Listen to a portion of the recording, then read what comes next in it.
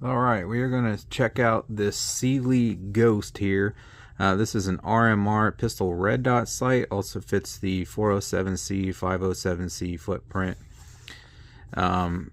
This has multiple reticles, as you can see there. You can have the single 2 MOA dot, 26 MOA circle reticle there, or you can have both where you put the dot in the center there. So these things are made out of 7075 aluminum. They got tons of different brightness settings, 2 that you can only see with night vision, the other 8 for daytime depending on how bright it is out. Waterproof, as you can see there, shock proof, fog proof, all that. There's what comes in the box. Got some reference cards in here. You know, this is telling you don't mount it over the chamber or your ejection might hit it. How to zero it there. Of course, it goes into more detail in the instructions. Screen wipe, Cyelee sticker.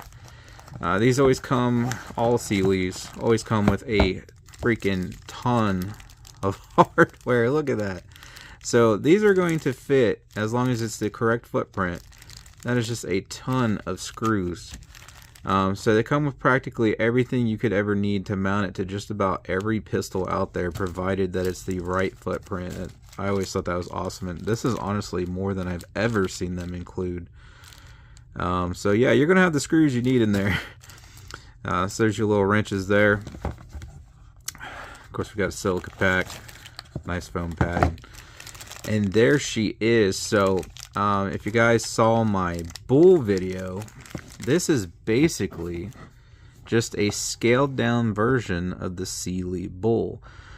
So there's a few advantages to these designs here. Obviously the multi-reticle is cool, but they have that on other models as well. But this unique design here with these hooded ramps here, they're not actually connected. You can see the light there. The glass just kind of hovers in the middle there, and then it's got those hoops that go up. These are drop proof tested, 6 feet drop proof with a 45-ounce pistol attached to it. So that's kind of the point of that design there, but also it gives you a massive field of view of the window. But the Bull Pro here, it's pretty large, and this is basically a scaled down version, which on lighter calibers, if you're having cycling issues due to this massive bull here, that should be improved, if not completely eradicated, by going with the Ghost there, because it's a little bit smaller and lighter. So I'm just pulling the bull out here to show you the size difference, and also I guess the similarities. So there's the bull, and this is the Ghost. Try to make sure I don't get stuff mixed up. So you can see there, if I can get the lighting right, it's just scaled down a little bit. Maybe if I flip this box over. Not the greatest collar, but yeah, see? Bull's a little bit bigger, stands a little taller there, and everything's just a little bit larger. So the Ghost is just basically a scaled down version of the bull there. So again, you can see there the glass just floats in the middle. You got this massive window, which I loved. This is great if it mounts to something that's not a reciprocating slide. I used it on a reciprocating slide, even on a 22, and it still worked pretty freaking good with that on there. Even better on something like the Taurus TX22, where it just sits stationary and the slide cycles under it, because this just gives you a massive field of view there. Okay. Well, we're indoors and all that crap, so the dot's going to look weird, but plus it's always really hard to capture it on camera so it looks anything close to what it does to the naked eye. So yeah, the Ghost is just basically a scaled down version of that. So you still get a pretty big window there, and you get a rounded window, which I kind of like.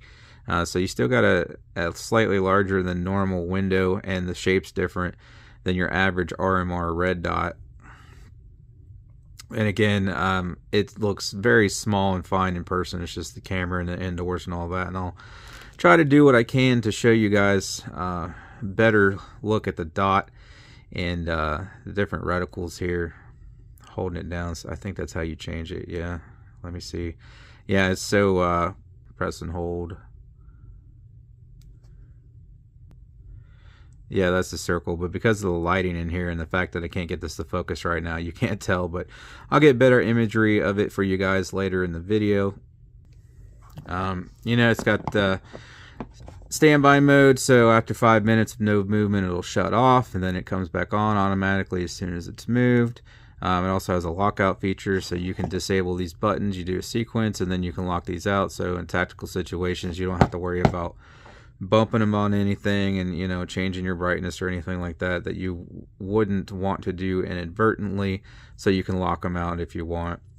And then they also have the side battery tray there, so you do not have to dismount your optic to change the battery when it comes time to do that. Up to 50,000 hour life, depends on how bright you have it, obviously. And there's your windage and elevation settings there. So yeah, I imagine it'll be much like the Bull, just in a scaled down version. So we'll throw up on the pistol, head down the range, try it out. Like I said, I'll get some better imagery for you guys of what the reticle looks like. I'll also throw up the review video linked in the description to the Bull if you want to check that out. And I'll put links to both products in the description as well for you to check them out. Here's a decent image of what that 2 MOA dot looks like, and I have the brightness turned down considerably here just so I can get a decent focus on it with my camera. Then here's what it looks like with that circle ring. Looks much better in person, perfectly clear, crisp, very bright red. And then there is with the dot in the center of that circle reticle, and it does look a little larger in real life as well. Alright, here we are at the range. Got her mounted up on my TX22 here.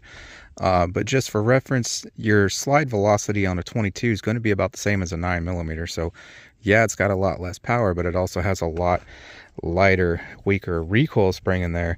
So the slide can still work lightning fast back and forth all the way to chamber the next round. So common misconception, a lot of people think if you put these dots on a heavier caliber that it's going to put it through more of a torture test, but that doesn't really ring true. I've done research on that, and your slide velocities are pretty close to the same on a 22 as they are on a 9mm or a 45 or something like that.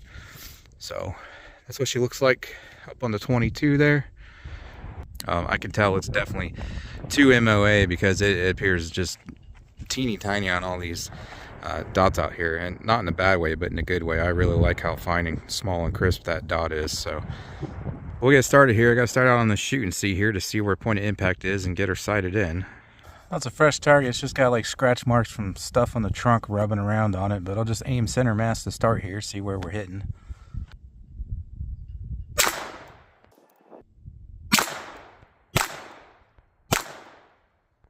Alright, looks like you guys can still see it. There's a glare because it's so bright out right now. That's another thing. It is absolutely full sun if you couldn't tell.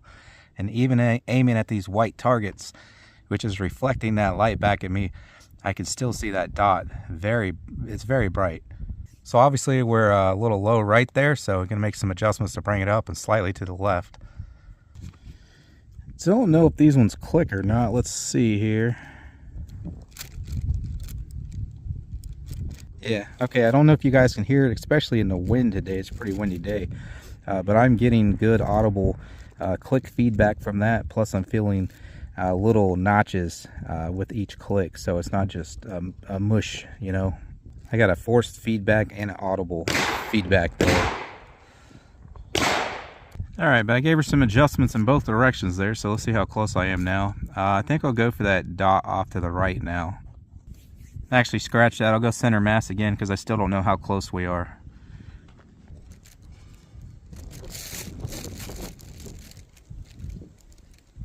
Oh, of course. Yep. Target was blowing around on me, and I was like, well, I bet you my camera moved too. So, but you can see we've got shots closer there. So height is almost there. I still need to come a little more left. Alright, this time I'll go for that dot on the right if my freaking camera doesn't move again in this wind.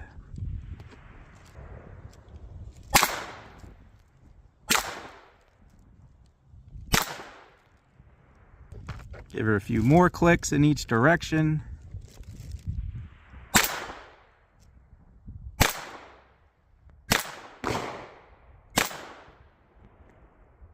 All right, I think we're there. I'm just going to give it a couple more to the left, and that should be it. We're hitting bullseye there.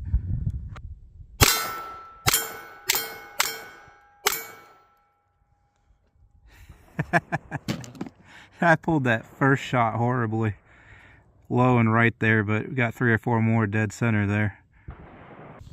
All right, most of these are not going to fall with 22 long rifle. If I hit them at the very tippy top, they might, especially if I manage to do it in a rapid succession, 2 or 3 shots in a row at the very tippy top. It just depends on the target.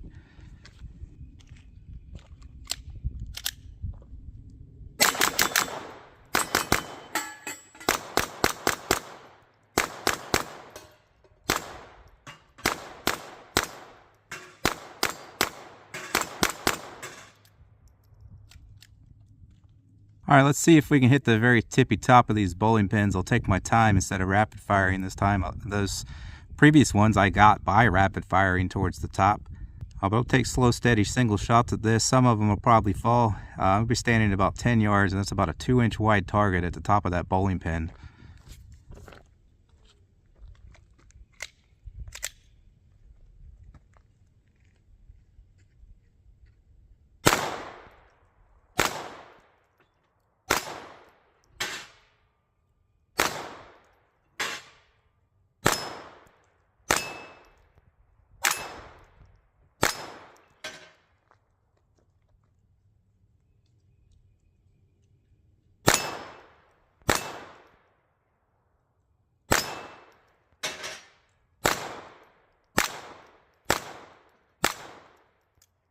So as you can see, no problem there. I think I only missed once, but I mean, again, I'm kind of going too fast. But so most of them fell down there after a few hits anyways.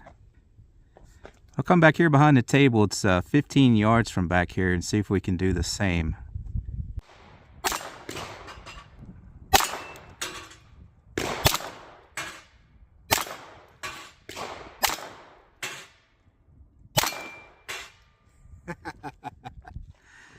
Oh man, that's a 2-inch target at 15 yards. It's like somebody's eyeball. I'm gonna quit while I'm ahead there, 5 in a row. I usually don't miss from back here anyways, but still.